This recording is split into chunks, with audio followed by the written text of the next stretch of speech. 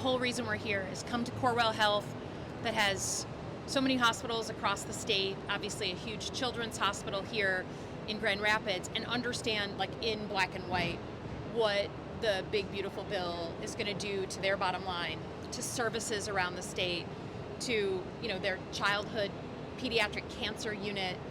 Just understand the real details, and there's no way around it. I mean, the Michigan Hospital Association has already said overall for the state of Michigan, $6 billion loss to our hospital systems across 10 years.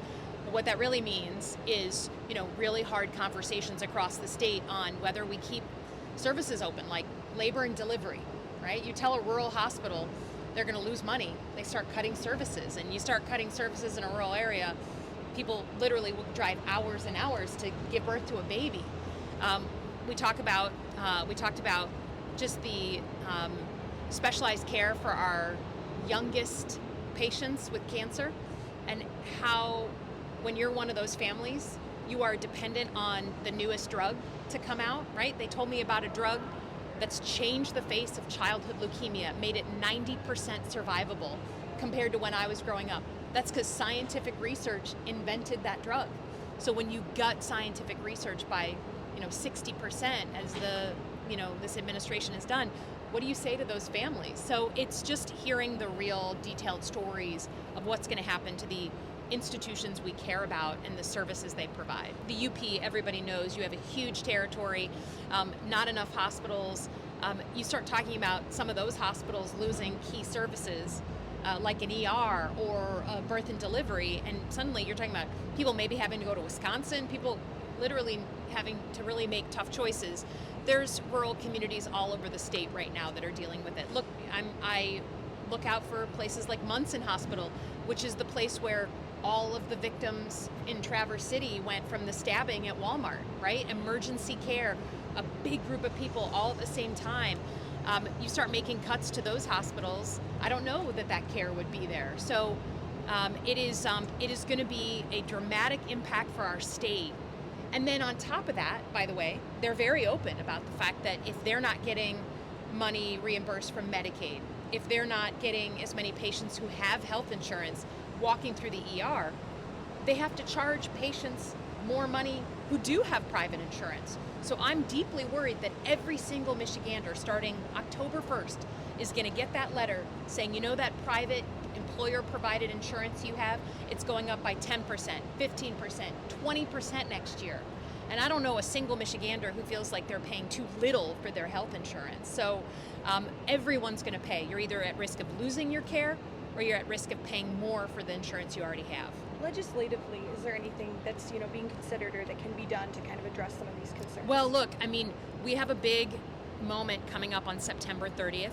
The government is funded up until September 30th in a deal that we voted on back in March. At that time, we're going to need to pass another budget.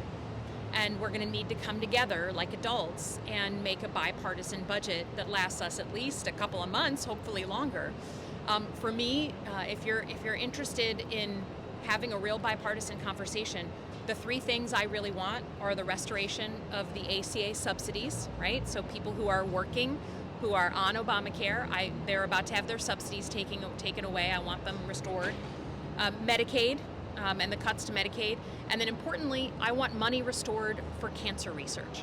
I want health research put back in, because the stories of the families and the doctors that we just came from in Corewell Health are the stories of innovation in medicine. And right now, all that research, we're cutting it by 60%. And guess who's not cutting it? Places like China, right? Do we want China inventing the next wonder drug? No. And testing the next wonder drug? No. So those three things, I want healthcare, which I think is really not settled in the United States of America. We're not settled as a country on how we provide healthcare to our people. I think no one wants deep cuts and raises of prices. So those three things by September 30th are certainly what I'm looking for. If you want to have a real bipartisan conversation and negotiation, I'm open to talking with anyone, right? To me, there's no part of my job description that says I need to be on one side or the other. I'm willing to talk with anyone. But yeah, I'm going to care about healthcare yeah, I'm going to fight for health care. And if you're not going to do anything to help restore some of that health care to Americans or lower the price to Americans, it's going to be tough to get my vote. My colleagues on the other side of the aisle voted for this bill in early July. The president signed it on July 4th, and it became law. And almost as soon as it became law, you started hearing about the very people who voted for it were now saying, well, we might need an amendment. And it was particularly on the ACA subsidies. Because you can imagine, right now, just so you understand what's about to happen, starting November 1st, is a family in Grand Rapids making $124,000 with 2 kids, right? A family of 4. If they have the ACA, right? There's an entrepreneur and they have an ACA plan. Their health insurance is about to go up by $5,500 next year. If you're 2 60-year-olds making $82,000 a year, right? Empty nesters here in Grand Rapids, your health insurance is about to go up by $13,000 a year next year. Now you tell me, is that family of 2 60-year-olds going to spend that extra $13,000, or are they going to say, you know what, I'll take the risk, I just won't keep my insurance, I'll hope that I can hold out till 65, get on Medicare, right? And so it is, to me, my Republican colleagues have been pretty open, including publicly, about saying, you know, we might need to amend that. Well, great. You know, I'm sorry that you voted for the bill in the first place without reading it, but if you're willing to amend it and you want to have a real adult conversation, let's kick out the media and really get to work. Because I don't think anyone in their right mind wants to cut people's health care.